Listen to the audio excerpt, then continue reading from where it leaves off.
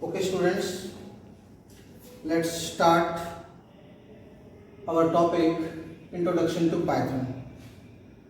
This introduction to Python even you have already learned in your class 11th, but you are learning after a long time Python, so I think we need to revise some terms that are related or that are generally used in the Python programs. So as you know, Python programming language was developed by Guido van Rossum in February 1991. This language was based on two languages, that is ABC language and Modula 3. ABC language was the replacement of basic language, and the Python is based on two languages, Modula and ABC language. Okay, so किसी भी language को learn करने के लिए some basic things are required. For example, character set.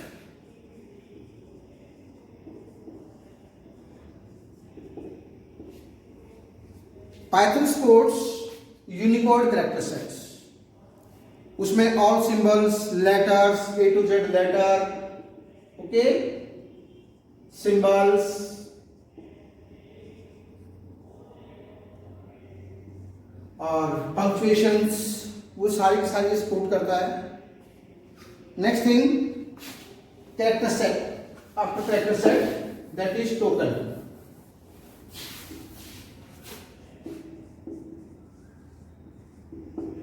What is tokens? Tokens are the smallest individual unit. Tokens are the smallest individual unit. In token we can say keywords, identifier,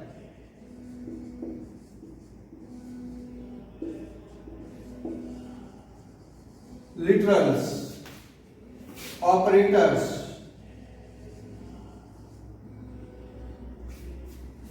and one more thing is punctuators.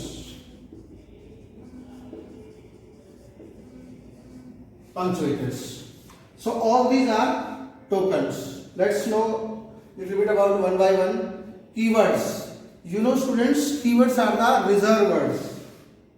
They are the reserved words for the language. They have a special meaning in that language. So these keywords or reserved words we cannot use for any other purpose. जो keywords होते हैं उनका अपना एक meaning होता है language के अंदर, इसलिए हम उनको किसी दूसरे पर्पज से यूज नहीं कर सकते. For example, if, for, while, else. So there is a huge list of these keywords. तो keywords कुछ ऐसे रिजर्व वर्ड होते हैं जिनका प्रोग्रामिंग लैंग्वेज के अंदर अपना एक मीनिंग होता है. आइडेंटिफायर. आइडेंटिफायर क्या होगा? आइडेंटिफायर, उसको नेम्स भी बोलते हैं. Identifiers are the fundamental building blocks of a program that are a names given to a part of program. कौन सी चीज है, हमें कैसे पता लगता है? वो आइडेंटिफायर से पता लगता है कि एक वेरिएबल है, ये एक फंक्शन है, ये एक लिटरल्स है, क्या है. So that is the identifier. कोई भी हमने वेरिएबल क्रिएट करना है या कुछ भी क्रिएट करना है. लिटरल्स. लिटरल्स का मतलब होता है constant. It is also called constant, जिसकी वैल्यू फिक्स होती है. इसमें आपका स्ट्रिंग कांस्टेंट हो सकता है, न्यूमेरिक लिटरल्स, स्ट्रिंग लिटरल्स हो सकता है. ऑपरेटर्स. आपको पता है कि डिफरेंट टाइप के ऑपरेटर्स यूज होते हैं. तो डिफरेंट टाइप के ऑपरेटर्स में आपका यूनरी ऑपरेटर वो होते हैं जो एक वेरिएबल के साथ यूज किए जा सकते हैं. एक होते हैं आपके बाइनरी ऑपरेटर्स. बाइनरी ऑपरेटर का मतलब जिसके लिए दो वेरिएबल्स होने जरूरी है. दो वेरिएबल्स के ऊपर जो अप्लाई किए जाते हैं वो बाइनरी ऑपरेटर्स होते हैं. टर्नरी ऑपरेटर्स भी आप यूज कर सकते हैं. ऑपरेटर्स के अंदर अलग अलग, अभी ऑपरेटर्स के बारे में बात करेंगे. पंक्चुएटर्स कोई भी किस तरह की पंक्चुएटर्स आप उसके अंदर यूज कर सकते हैं, बहुत सारे पंक्चुएशन मार्क्स हैं। तो ये जो है आपका कुछ बेसिक टर्म्स हैं। अब आते हैं कि किसी भी लैंग्वेज को सीखने के लिए आपको जो है कुछ कॉमन चीजों का पता होना चाहिए, जैसे कि वेरिएबल क्या होता है, ठीक है, उसकी डाटा टाइप कौन कौन सी होती है, उसके अंदर इनपुट आउटपुट स्टेटमेंट कौन सी होती है, input statement, output statement, program को एग्जीक्यूट कैसे करना है, how to run the program. We must know all about these things very well. So let's one by one we'll discuss about them. First of all, what is a variable? Variable का आप सभी को पता होना चाहिए कि variable क्या होता है और क्या उसका रोल होता है प्रोग्राम के अंदर। तो वेरिएबल क्या है? एक प्रकार से एक नाम है, storage location. Variable is storage location जहां पर हम कोई वैल्यू स्टोर कर सकते हैं। फॉर एग्जाम्पल मैं लिखता हूं a इक्वल टू 10, क्या है ये? a वेरिएबल का नाम है, 10 उसके अंदर वैल्यू स्टोर कर दे। मैं लिखता हूं b इक्वल टू 20, तो b is a name of variable. Variable का हम कोई भी नाम रख सकते हैं, कोई भी वैल्यू स्टोर कर सकते हैं, कोई भी वैल्यू स्टोर कर सकते हैं। इस तरह से वेरिएबल जो है वो कई तरीके से इसमें डिफाइन कर सकते हैं। जैसे हम एक ही स्टेटमेंट में कई सारे वेरिएबल को एक वैल्यू डिफाइन कर सकते हैं। Means we can define the same value to more variables. For example a equal to b equal to c equal to 10, या a b c ऐसे लिख सकते हैं, b c इक्वल टू 10। तो क्या होगा? a b c सभी के साथ 10 वैल्यूज हो जाएगी, ठीक है। और हम ऐसे भी कर सकते हैं a b c equal to 10 20 30। क्या होगा? 3 वैल्यू जो है वो 3 डिफरेंट वेरिएबल को डिफाइन कर दे। तो वेरिएबल को आपको वैल्यू देनी है, anyhow you can provide the value to the variable. Now next thing is data type. As you know कि पाइथन के अंदर कौन कौन सी डाटा टाइप होती हैं। +1 में क्लास में आपने रीड किया होगा, लर्न किया होगा कि डाटा टाइप कौन कौन सी होती हैं, ठीक है। आपकी न्यूमेरिक डाटा टाइप होती है, जैसे इसके अंदर आप इंटीजर वैल्यू रख सकते हैं, फ्लोट वैल्यू रख सकते हैं,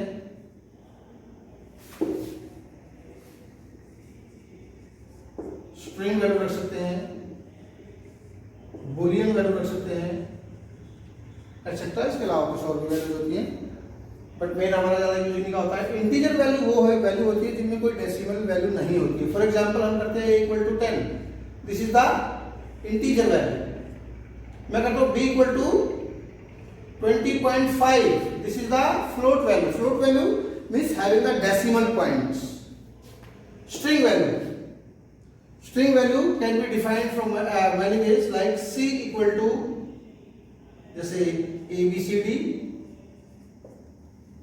any value that are enclosed either in single, double or triple inverted comma, they are known as string values. For example, d equal to a b c d,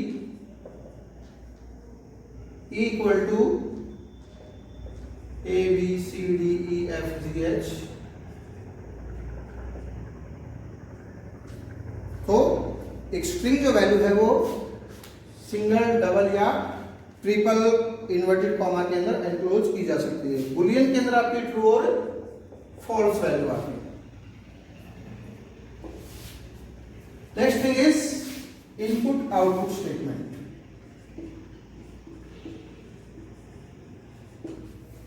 as you know कि हमें programme में input देना होता है, हमें उसका calculations करके output create करना होता है। तो पाइथन के अंदर आपको पता है कि आपने +1 में लर्न किया है, will write variable name, suppose a equal to int input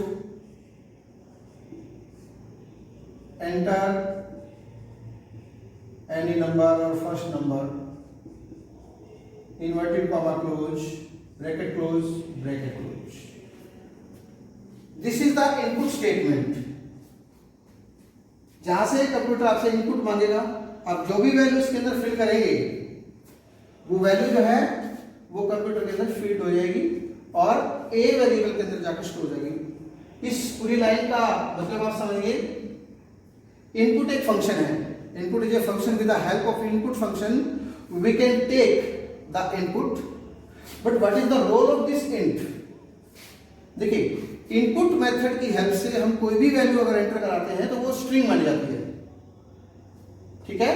suppose मैंने जब कंप्यूटर इसको वैल्यू मांगेगा, सपोज मैंने 100 फिल कर दिया, तो ये 100 जो है वो इंटीजर वैल्यू नहीं है, एक्चुअली में वो एक स्ट्रिंग वैल्यू होती है और स्ट्रिंग वैल्यू के ऊपर कैलकुलेशन नहीं होगी, तो हमें उसको इंटीजर या फ्लोट वैल्यू में कन्वर्ट करना पड़ता है, right. So to convert this value either in integer or either in float, we need to write another function here, int. अब हम कोई भी वैल्यू डालेंगे, वो कंप्यूटर से ये वाला प्रॉम्प्ट पूछेगा, enter any number. With the help of input function हम उसको इनपुट करेंगे और with the help of int हम उसको इंटीजर वैल्यू के अंदर कन्वर्ट कर देंगे। तो कन्वर्ट करेंगे तो जो भी वैल्यू हम डालेंगे वो वैल्यू ए के पास पहुंच जाएगी, right? Suppose for example b equal to int input enter second number. अब क्या होगा, computer will ask about the second number. I am writing c equal to a plus b. आपको वेरिएबल ही जोड़ने हैं, वेरिएबल घटाने हैं, राइट। तो a plus b और print is the statement to take the output. Print is the statement to output. Print total is, जो भी message आपको आउटपुट के साथ शो करना है वो इन्वर्टेड कॉमा में लेना है, कॉमा जिस वेरिएबल के अंदर आपका रिजल्ट है सी, इसको .py एक्सटेंशन के साथ सेव करना है। You know, in Python we can do in the different two mode. One is interactive mode, one is script mode. Interactive mode में क्या होगा कि एक टाइम पे ये आपका जो प्रॉम्प्ट है, एक टाइम पे एक कमांड लिखेंगे और वो कमांड साथ के साथ आपकी एग्जीक्यूट हो जाएगी, ये आपका इंटरैक्टिव मोड होता है। But if you want that the complete to run the complete program or the group of all the commands need to execute at once, then we need to write that all the commands in the form of a program in script mode, and the program file will be saved with the extension .py. It is must.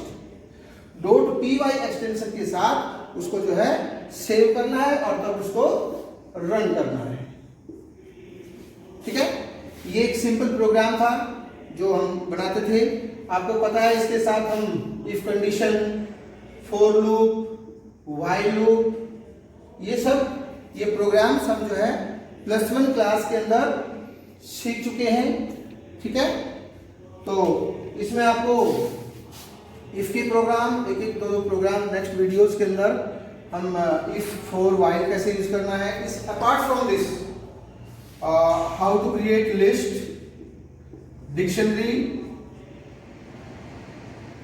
Tuple और ND array, इन सब के बारे में भी आपको थोड़ी सी introduction दी जाएगी। इवन